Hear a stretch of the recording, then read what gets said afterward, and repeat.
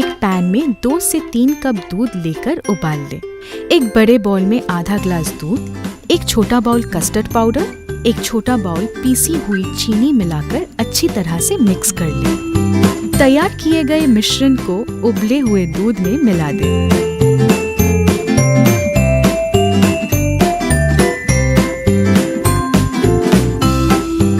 उसके बाद उसमें आपके पसंदीदा फल को छोटे टुकड़े मिला दें और अच्छी तरह से मिक्स कर लें। अब छोटा ग्लास लेकर उसमें पहले कुछ फल के छोटे टुकड़े डाल दें। आखिर में ग्लास में तैयार किया हुआ मिश्रण डाल दें। आपका कस्टर्ड तैयार है। अगर ये वीडियो आपको पसंद आए तो इस वीडियो को लाइक और शेयर करें और हमें कमेंट करके बताएं कि आप और किस तरह की वीडियो देखना पसंद करेंगे।